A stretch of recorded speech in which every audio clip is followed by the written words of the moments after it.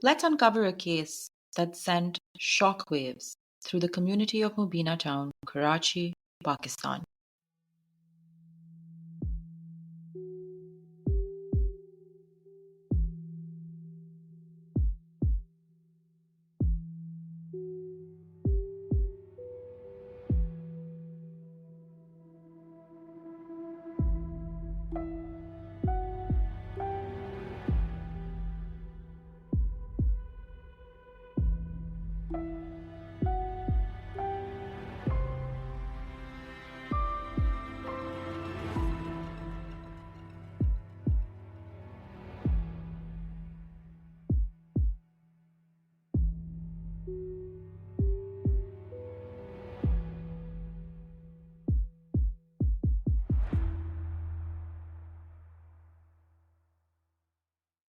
It was a typical Wednesday evening in July 2022 when the tranquility of the Gulshan Iqbal police station was shattered by a frantic call. Nadia, a 12-year-old girl, pleaded for help, her words laden with fear and urgency. "Hurry, hurry! You need to come now. My mother is boiling in a pot." The constable, taken aback by the alarming statement, scrambled to comprehend the gravity of the situation. Wait, what?" he blurted out, unable to hide his astonishment. Despite his disbelief, the urgency in Nadia's voice left no room for hesitation. She persisted, her voice trembling with fear. Please, you have to come quickly. I'm at so-and-so school, Mobina Town." Realization dawned on the constable. With a sense of urgency, he scribbled down the address provided by the distressed caller. All right, stay calm. We're on our way," he assured her before hanging up the phone. As he relayed the shocking call to his colleagues, they exchanged bewildered glances. Something was clearly amiss, and they knew they had to act swiftly. With sirens blaring, the police team rushed towards the school, unsure of what they would find, but determined to unravel the mystery and ensure the safety of the young caller's mother. Meanwhile, within the confines of the school's kitchen, a scene of unimaginable horror awaited them. Police officers arrived to find 32-year-old Nargis, a mother of 6, lifeless, in a cauldron. According to police reports, Nargis's husband, Ashik Hussain, was the prime suspect in this gruesome crime. He was a watchman at the school and had been living with his family in the servant quarters on the premises. The school had been closed about 8 to 9 months ago. Nargis and Ashik had been married for over 10 years. Ashik's mother had sought her brother's permission to arrange his daughter's marriage to Ashik. Nargis's father consented, possibly trusting that their kinship would ensure her well-being. I know. Nargis and Ashik being first cousins might seem surprising, but in Pakistan, arranged marriages, especially between cousins, are quite common. So both Nargis and Ashik willingly consented to the union and found joy in their relationship. Nargis's sister reveals that for the past 9 months, Nargis and Ashik's marriage had been challenging. She discloses that the couple had been engaged in constant arguments and fights during this period. Nadia, the 12-year-old, shares with the journalists that in the recent weeks, the conflict between her parents escalated dramatically. This was due to Ashik's desire to arrange the marriage of their eldest daughter, 16-year-old Rabia, to a much, much older man whom Nadia refers to as Buddha, meaning an elderly person. In Pakistani culture, when a girl is married, the groom typically provides a sum of money to the bride's family. Some view it as selling your daughter. I view it as selling one's daughter. But unfortunately, this tradition is followed, especially within the lower and middle class. So, this older man manipulated Ashik by exploiting their family's financial struggles, suggesting that the money from Rabia's marriage could significantly improve their standard of living. He questioned Ashik, asking, "Don't you want that?" When Ashik informed his wife, Nargis, of his decision to arrange their daughter's marriage, firstly, Rabia refused. And thankfully, she was supported by her mother. Nargis confronted Ashik, refusing to let Rabia marry a man thrice her age. And she even threatened to drink poison with Rabia rather than consent to the marriage. This ongoing disagreement fueled constant arguments between the couple. On the day of the incident, at 3 a.m., Ashik attempted to forcibly take Rabia with him. However, Nargis intervened, leading to yet another heated argument between them. Despite Nargis's firm stance, Ashik resorted to violence, mercilessly beating her until she lay helpless on the floor. While in the presence of their 3 children, Ashik violently assaulted his wife.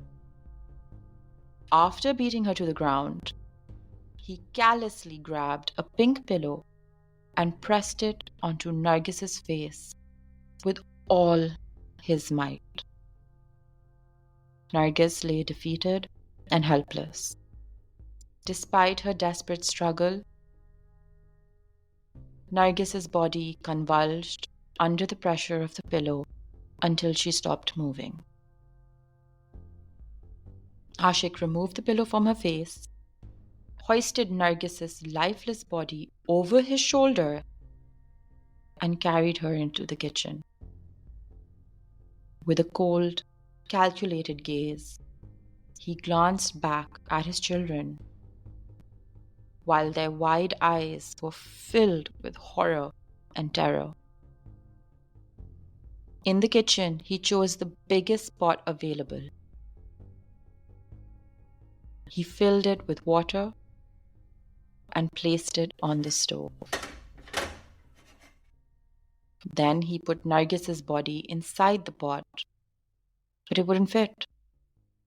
So he cut off her left leg from the knee and her left forearm from the elbow and added those parts into the pot.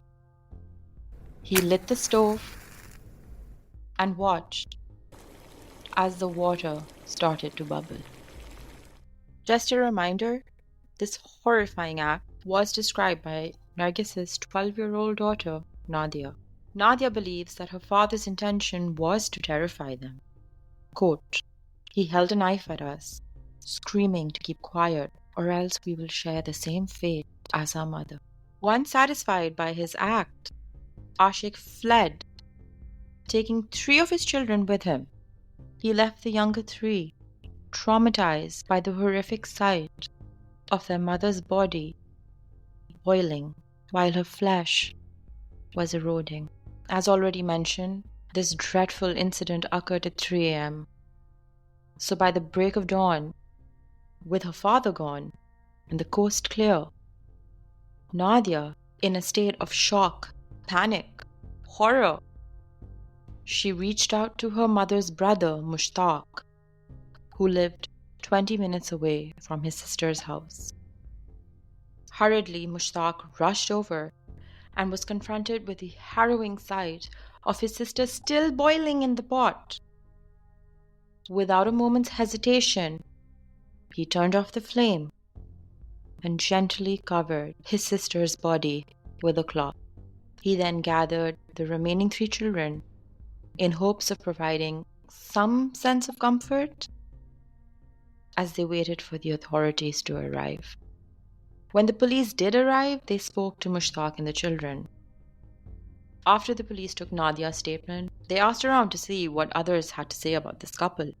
Neighbors told the police that Ashik wanted Nargis to perform illicit sexual acts. Basically, he wanted to pimp her out. And when she refused, he got enraged.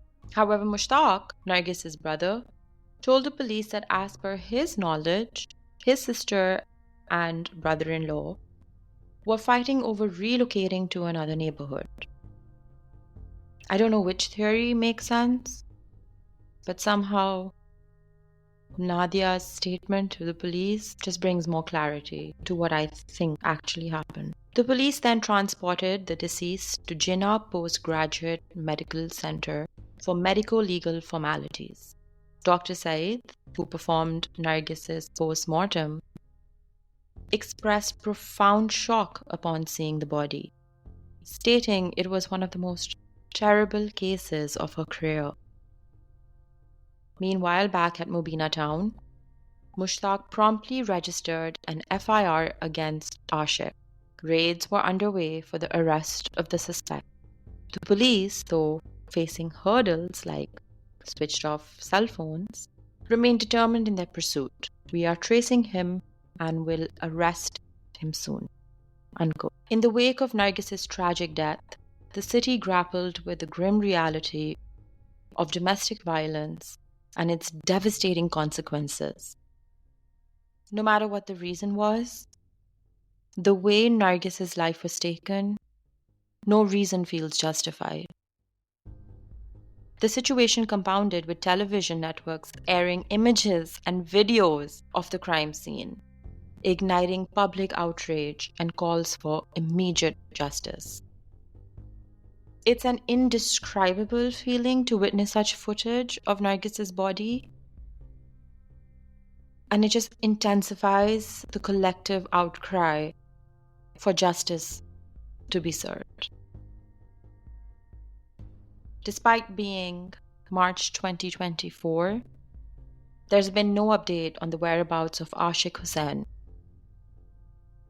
although there are speculations that he may be in hiding in KPK, Khyber Pakhtunkhwa, as that is his native region. So updates on Ashik and his punishment will be shared as soon as they are available. But when I research such cases, I find myself struggling with the question, what will it take for us to break free from this cycle of violence and build a future where every voice is heard and every life is valued? This question isn't just about Nargis's story. It's about our shared humanity. It challenges us to envision a world where empathy, compassion, and justice are not just ideals, but guiding principles.